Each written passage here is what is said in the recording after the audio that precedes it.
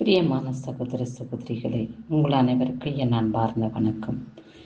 இயேசு கிறிஸ்துவின் இருக்கமுள்ள நாமத்தினாலே கர்த்தர் நாளிலே நம்மோடு என்ன பேசுகிறார் என்று பார்ப்போம். மத்தேயு 25 அதிகாரம் 21 வசனம். கொஞ்சத்திலே உண்மையாயிருந்தால் அநேகத்தின் மேல் உன்னை அதிகாரியாக வைப்பேன் என்று சொல்லப்பட்டுள்ளது.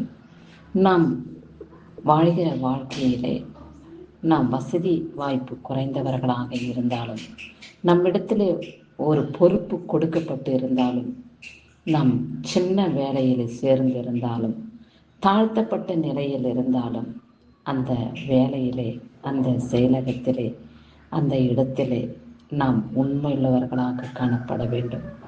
நான் கொஞ்சம் பணம் வாங்குகிறேனே, இந்த பணம் எனக்கு பற்றாக்குறையாக இருக்கிறதே என்று சொல்லி நாம் அநியாயம் செய்வதும், பொய் சொல்வதும், அதிலிருந்து வஞ்சித்து எடுத்துக்கொள்வதும், இப்பேற்பட்ட செயல்கள் கர்த்தருக்கு பிரியமில்லாத காரியம் என்று இந்த வசனத்தின் மூலமாய் வெளிப்படுகிறது அல்லவா?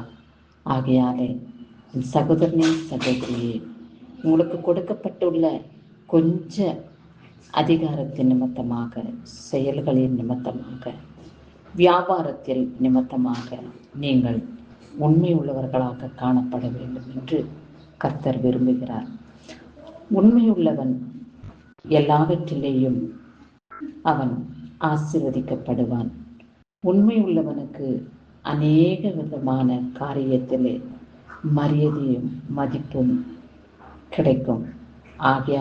ஆனாலும் கூட அந்த உண்மைக்கு தகுந்தபடி கர்த்தர் உயர்த்த வல்லவராயிருக்கிறார். என் மகன் கொஞ்சத்திலே உண்மையாயிருந்தான், அவனை அநேகத்தின் மேல் அதிகாரியாக வைப்பேன். அவனுக்கு தேவையான ஒவ்வொரு காரியங்களையும் செயல்படுத்துவேன். அவன் உண்மையுள்ளவனாக காணப்பட்டபடியினாலே அவனுக்கு கர்த்தர் நீதி உள்ளவராக இருக்கிறார். அநீதியானவனுக்கு அநீதியான செயல்பாடுகள் ஏற்படும்.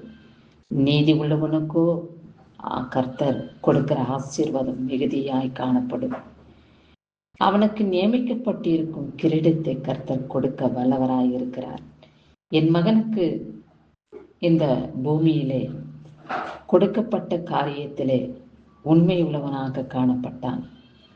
பேராசையோ பண ஆசையோ பிறர் பொருளை எடுத்துக்கொள்ளலாம் என்ற ஒரு எண்ணமோ என் மகனுக்கு இருக்கவில்லை.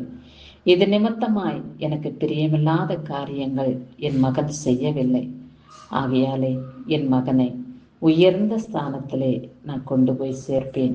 அதாவது நமக்கு நியமிக்கப்பட்டிருக்கும் பரலோக ராஜ்யத்திலே நாம் பிரவேசிக்க கர்த்தர் கிருபை பாராட்டுவார்.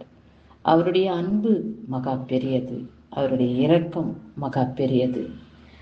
மற்றவர்கள் நம்மை இழிவாக பேசினாலும் கூட அவைகள் எல்லாம் நாம் பொறுப்பெடுக்க கூடாது. இயேசு கிறிஸ்து இந்த பூமியிலே வந்த பொழுது திருடனே என்று கூப்பிட்டார்கள், விபச்சாரக்கார மகன் என்று கூப்பிட்டார்கள், பிசாசு பிடித்தவன் என்று கூப்பிட்டார்கள், பைத்தியக்காரர் என்று கூப்பிட்டார்கள். இவைகளுக்கெல்லாம் இயேசு கிறிஸ்து வாக்குவாதம் பண்ணவில்லை. அவர்களோடு கூட எந்த விதமான எதிர்பேச்சையும் பேசவில்லை. ஏனென்றால்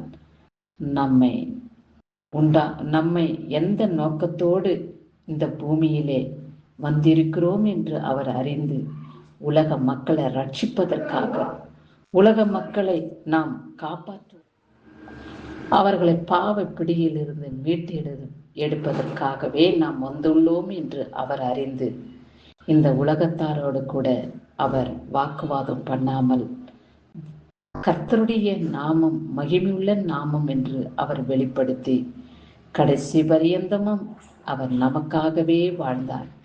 நம்மளை காப்பாற்றுவதற்காக, சாத்தான் பிடியிலிருந்து நம்மளை மீட்டு எடுப்பதற்காகவே இயேசு கிறிஸ்து இந்த பூமியில் பலவிதமான கஷ்டங்களையும் வேதனைகளையும் துக்கங்களையும் அனுசரித்து வந்தார். அதுபோல நமக்கு விரோதமாய் எழும்பும் மனிதர்கள் பலவிதமாய் பேசுவார்கள். பலவிதமான காரியங்களை, இழிவான காரியங்களை நம்மளை பேசினாலும் கூட அவைகளெல்லாம் பொறுப்பெடுக்காமல் தேவனுக்கு பிரியமானபடி நாம் வாழ்ந்து அவருக்கு சித்தமானபடி நாம் ஜீவிக்க பரிசுத்த ஆவியானவர் நமக்குள்ளே வாசம் செய்து நம்மளை ஆசீர்வதிக்க வேண்டும் என்பதே நம்முடைய நோக்கமாக இருக்க வேண்டும். ஆமாம், கடைசி பரியந்தமும் அவருடைய ராஜ்யத்துக்குரியவர்களாய் நிலைத்திருக்கிறவர்கள் அவருடைய மகிமைக்கு பாத்திரவான்களாக காணப்படுவார்கள் என்று நாம் அறிந்து அவருடைய சித்தத்தின் பிரகாரம் நாம் நடந்து கொள்ள, தாழ்மையிலும் நாம் அவரை துதித்து அவருடைய நாமத்தை நாம் மகிமைப்படுத்தும் பொழுது நம்மை கர்த்தர் மகிமைப்படுத்த வல்லவராயிருக்கிறார்.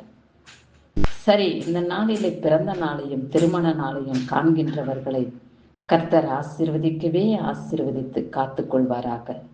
அவருடைய மகிமுள்ள கரம் அவர்களை ஏந்தி கொள்ளட்டும்.